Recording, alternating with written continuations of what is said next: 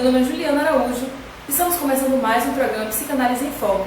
E para você, telespectador que está nos acompanhando, ou você que ligou a TV agora, vamos falar sobre um tema muito importante, que é a psicanálise na perspectiva winnicottiana.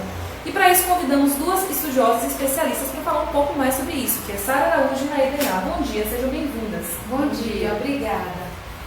Bem, antes de tudo é importante a gente conhecer sobre a pessoa de Winnicott, nas suas contribuições teóricas e práticas, né? Porque, como a gente sabe, ele foi um grande estudioso nos processos de maturação, tanto para criança quanto para adolescentes. Eu queria que vocês falassem um pouco mais sobre isso. Donald Woods Winnicott, ele nasceu no dia 7 de abril de 1896, em Plymouth, uma cidade da Inglaterra. Ele era o caçula, de uma família que vivia numa casa conhecida como Rockinville, que tinha um amplo jardim, no qual os pais de Winnicott, o John Frederick e Elizabeth Woods, puderam ver seus 3 filhos brincarem durante a infância. Winnicott e suas 2 irmãs. John, ele era comerciante e chegou a ocupar por 2 vezes o cargo de prefeito da cidade de Plymouth por 2 vezes. Winnicott, ele frequentava a igreja de sua cidade e, em uma certa ocasião, ele pediu que o pai esclarecesse algumas questões sobre religião. Porém, o pai dele disse para ele procurar as respostas na Bíblia, porque não precisaria pensar como ele. E isso foi algo muito marcante para o Winnicott, pois o fez perceber como é interessante ter essa autonomia de pensamento, e isso lhe ajudou durante as controvérsias que surgiram muitos anos depois, na Sociedade de Psicanálise, dividindo os discípulos de Melanie Klein e Anna Freud. A família deles tinha uma condição financeira muito boa, e na sua casa, todos os empregados eram do sexo feminino. Com isso, o Winnicott, ele teve sua infância rodeado por mulheres, e isso ajudou ele a compreender melhor sobre a interioridade feminina. Pessoal, o Winnicott tinha muita facilidade de interagir com mulheres. O pai de Winnicott quis então que ele se transformasse em um homem de negócios e que pudesse cuidar das finanças da família. Então, por isso, John enviou para um colégio onde só estudavam rapazes, e lá nesse colégio ele pôde adentrar mais no mundo masculino, onde ele era exigido mais malícia, por ser um mundo mais competitivo.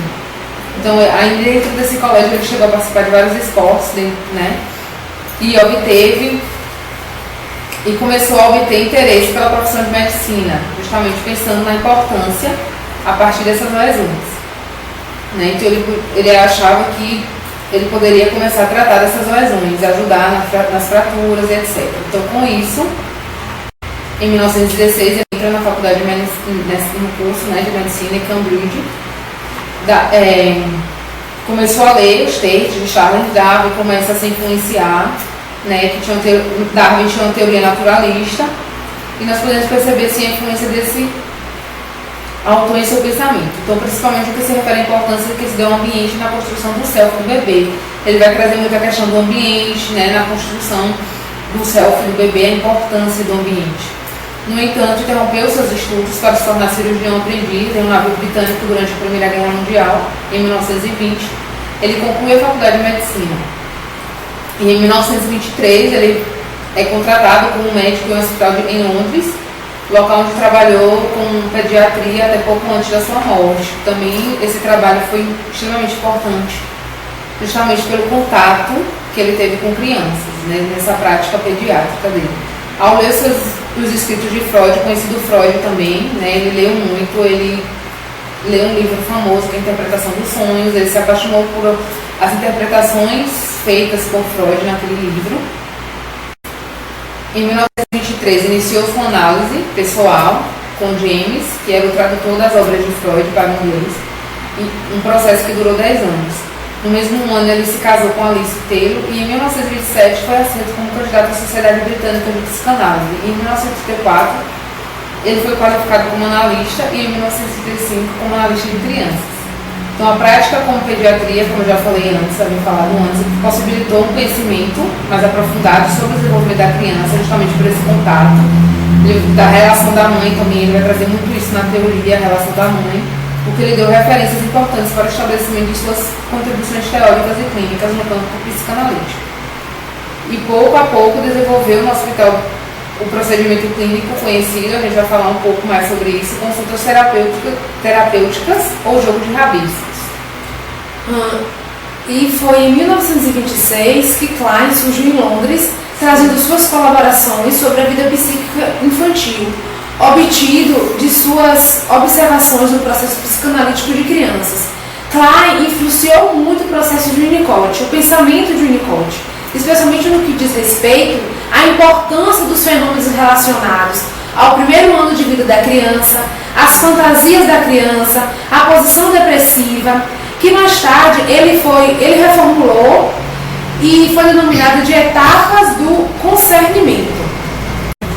Interessante, né? Essa ligação dele e de Melanie Klein, como foi isso? Então, a relação de Klein com Winnicott, apesar de terem tido uma boa relação, tinha divergências, eles discordavam em algumas coisas. Discordavam, por exemplo, o modo de conceber os fenômenos do período pré-edipiano, né, da personalidade, enquanto Klein ela vem destacar a porção de morte, da inveja, da voracidade, na teologia do adoecimento psíquico da criança, ele destaca, ele salienta as falhas do cuidado materno, né? Embora ambos eles utilizassem o jogo como meio pelo qual a análise da criança poderia se dar, também tinha divergências sobre a natureza do brincar, né? Enquanto Klein ela considerava o jogo como meio de acesso ao inconsciente, o Winnicott viu o jogo como importante em si mesmo, né? Na sua concepção, o brincar e além de imaginar e desejar, ser e fazer. Suas posições diferentes levavam os dois autores a compreensões distintas dos fatores primordiais constitutivos da vida psíquica, como consequentes diferenças no que tange aos procedimentos clínicos, né, e teoria da técnica do processo psicanalítico. Então, com a ida de Anna Freud, também analista de crianças para alunos em 1938, fez com que surgisse um conflito entre os freudianos e os kleinianos. E na sociedade britânica, né, de psicanálise. E no final de 1945, 3 grupos se estabeleceram na instituição: os freudianos, os kleinianos e o grupo do meio. O Winnicott ele se enquadrava, se alinhava-se ao grupo do meio. Entendi. E o Winnicott ele trabalhou na Segunda Guerra Mundial como consultor psiquiátrico, né? Como foi isso? Sim, exato, Juliana. Foi assim, ao longo da Segunda Guerra Mundial, o Winnicott ele trabalhou como consultor psiquiátrico de crianças seriamente transtornadas que tinham sido evacuadas de Londres e de outras cidades grandes e separadas de suas famílias. Eram crianças sofridas com violência extrema.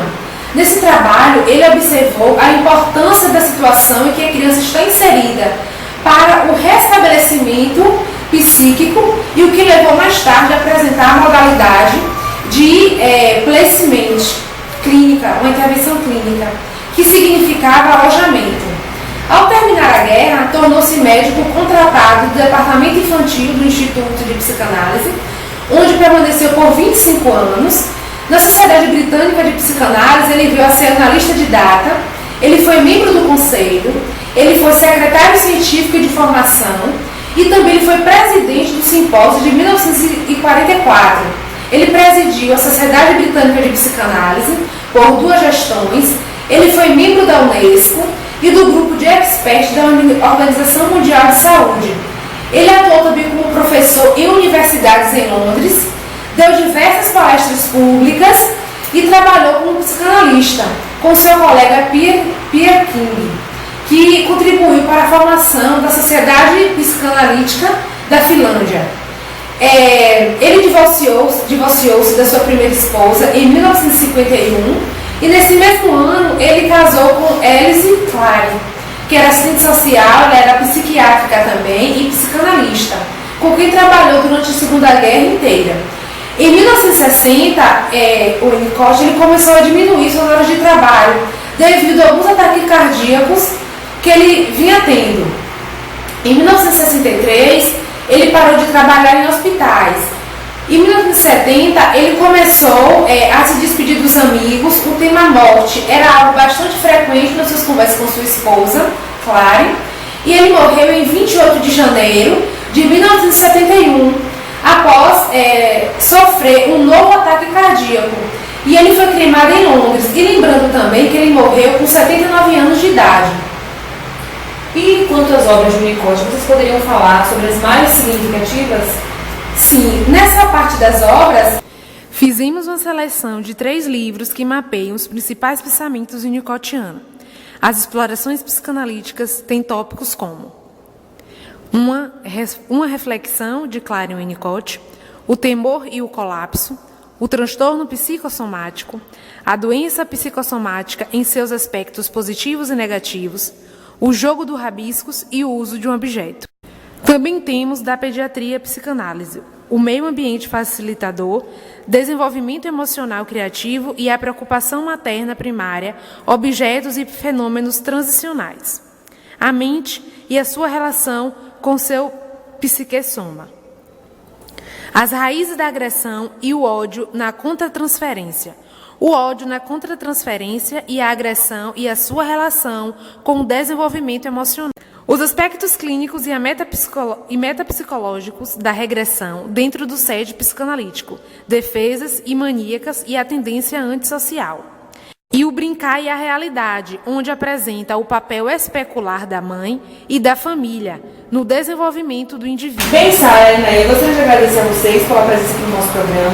Foi de grande importância, muito enriquecedora, porque vocês falaram sobre a vida, sobre a obra, as influências e a relação dele com a Melanie Klein. Então, muitíssimo obrigada, tá? E espero que numa próxima oportunidade vocês estejam aqui novamente para falarmos de outros teóricos da psicanálise. Bom dia. Muito obrigada, eu que agradeço.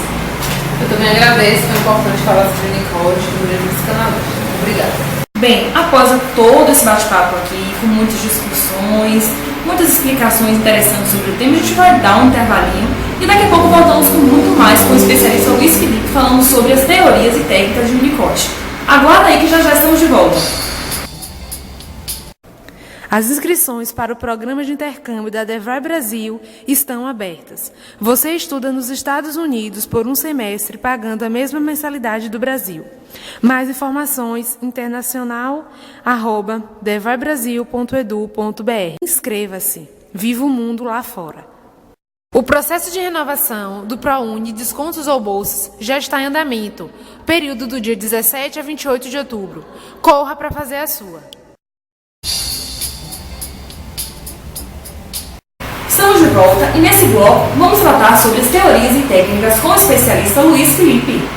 Bem, já que conhecemos um pouco mais sobre a história de Winnicott com as especialistas Sara e Naê, vamos agora nos aprofundar mais sobre as teorias e técnicas, com o especialista Luiz Felipe. Bom dia, Luiz Felipe. Bom dia. Então, a gente já ouviu falar muito sobre os processos de maturação. Eu gostaria que você falasse um pouco mais para a gente, para os telespectadores, como é que funciona esse processo. Bom, o Winnicott, ele pensava que cada ser humano tem um potencial inato para amadurecer. Para que o amadurecimento ocorra, é necessário um meio ambiente facilitador que dispensa cuidados para com o bebê. E para o Winnicott, o que caracterizava um ambiente facilitador? Um ambiente facilitador acontece a partir do rolo, fornecido pelo cuidado materno no contexto do ambiente suficientemente bom, que o ser humano poderá experimentar a continuidade do ser. O ambiente suficientemente bom é aquele que coloca em andamento o processo de maturação, que inclui a tendência inata à integração, que levará à busca constante e confiante da dependência emocional e física, e ainda possibilitará que cada indivíduo possa dar uma contribuição positiva à sociedade. Estes são disponibilizados pela mãe, certo? Ou por uma pessoa que representa esse papel. A mãe devotada adapta-se às necessidades do bebê, certo? E em decorrência da maturação dele, diminui a adaptação ao seu filho paulatinamente. Isso faz com que a criança possa tolerar uma intensidade crescente de frustração, compatível ao momento do seu amadurecimento. O cuidado não poderá ser apenas funcional, precisará estabelecer uma experiência de comunicação sintônica entre o bebê e a mãe, nomeada de comunicação silenciosa. Okay? Porém, algumas falhas significativas ocorrem ao longo desse processo. O bebê pode experimentar agonias impensáveis de grande intensidade que poderão levá-lo a um profundo adoecimento. A mãe devotada percebe que seu bebê, em decorrência do amadurecimento, pode suportar as falhas maternas. Ela então deixará o filho disponível, aberto a essas novas possibilidades, permitindo que ele saia do estado de dependência intensa.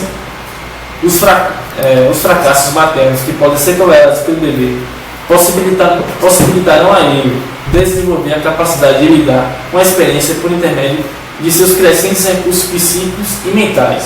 Desse modo, a criança passa da dependência absoluta à dependência relativa e encaminha-se à independência total, que nunca é alcançada. Outro conceito trazido por Winnicott é de um objeto transicional, né? Você pode falar um pouco sobre esse conceito? Claro. O objeto transicional, né, representa a primeira posse não ego da criança. Tem um caráter de intermediação entre seu mundo interno e externo. Em Winnicott, o conceito de objeto, né, ou fenômeno transicional, recebe três usos diferentes. Um processo evolutivo, como etapa do desenvolvimento, vinculada às angústias de separação e às defesas contra elas, representando um espaço dentro da mente do indivíduo. Ele propõe ainda que, em determinadas condições, o fenômeno ou objeto transicional pode ter uma evolução patológica, ou mesmo se associar a certas condições anormais.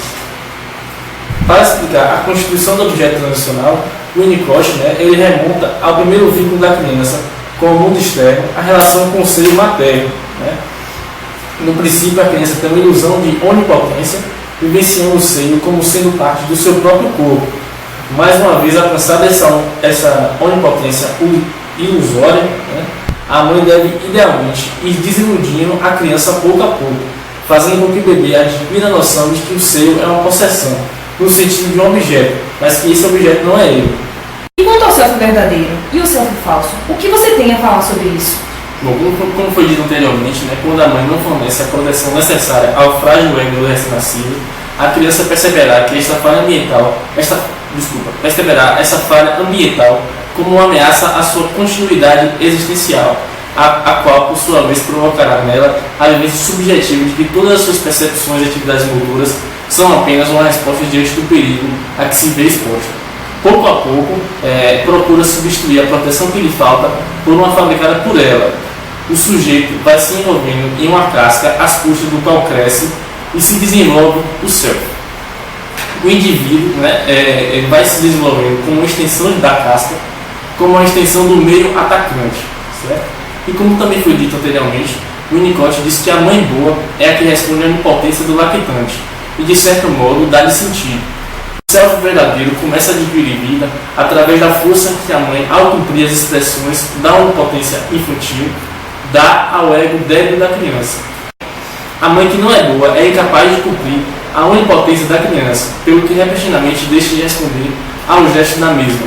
Em seu lugar, coloca o seu próprio gesto, cujo sentido depende da submissão ou acatamento do mesmo por parte da criança. Esta submissão constitui a primeira fase do self falso e é própria da incapacidade materna para interpretar as necessidades da criança.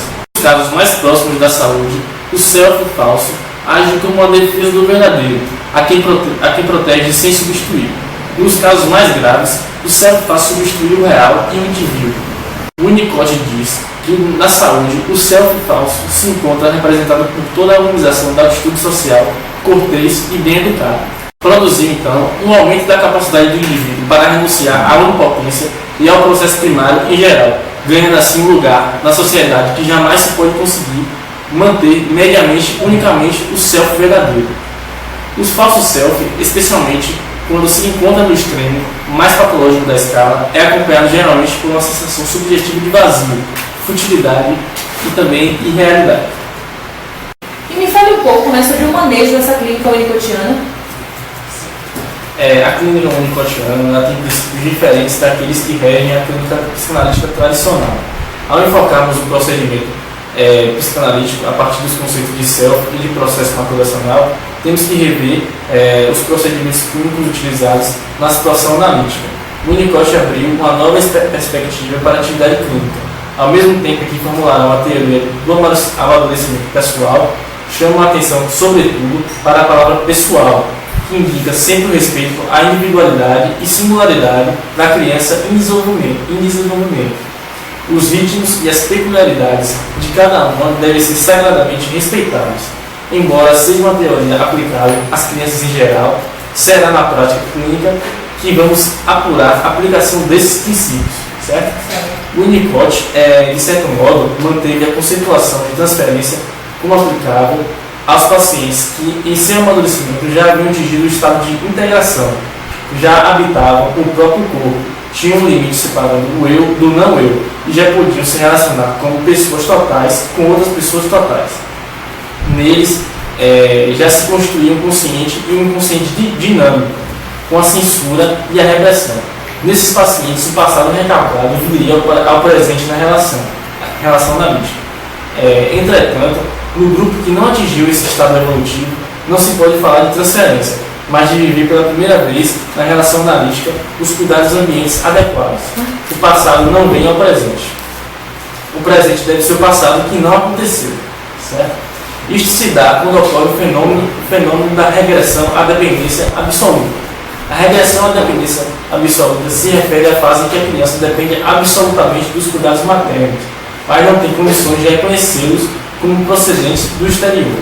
A isso se denomina de dupla dependência, pelo fato de o bebê depender dos cuidados maternos, que no início devem ser quase perfeitos, e desconhecer a origem deles. Mais tarde, quando o self estiver mais desenvolvido e o ego mais fortalecido, teremos a fase de dependência relativa, rumo à independência. Os cuidados maternos serão gradativos e sensivelmente retirados de acordo com a tolerância do bebê. O grande trabalho do analista é consigo mesmo, o trabalho de lidar com seu sentimento de inexistência, certo?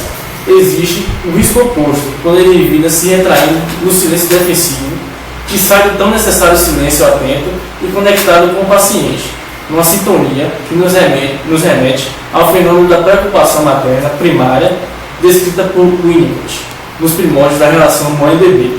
Assim, quando captar o momento de falar, o analista deve assistir o paciente para que este reconheça suas necessidades intocadas, pois sabemos que nos pacientes que precisam regredir, existe de forma latente a crença na possibilidade de corrigir a falha original.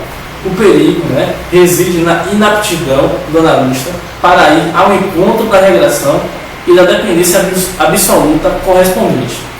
Fale um pouco sobre a relação do brincar e da psicoterapia.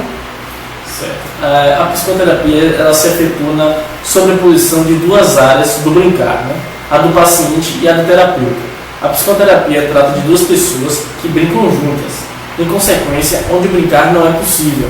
O trabalho é efetuado pelo terapeuta e dirigido então no sentido de trazer o paciente de um estado em que não é capaz de brincar para um estado em que o é, certo? Em outros termos, é a brincadeira que é universal e que é própria da saúde.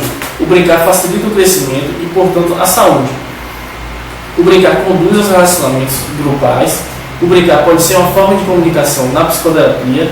E, finalmente, a psicanálise foi desenvolvida como uma forma altamente especializada do brincar a serviço da comunicação consigo mesmo e com os outros. Bom, gente, ficamos por aqui com mais um Psicanálise em Foco. O programa hoje foi muito enriquecedor, onde falamos as histórias, as obras e as contribuições de Donald Woods e Winnicott, com o objetivo de discutir os principais pontos do desenvolvimento de maturação e do ser humano, Obrigada pela presença, Luiz Felipe, e obrigada a vocês também, telespectadores, que nos acompanharam hoje a manhã toda. Ficamos por aqui e até amanhã, onde trataremos a vida e obra do psicanalista Jacques Lacan. Tenham um bom dia para todos.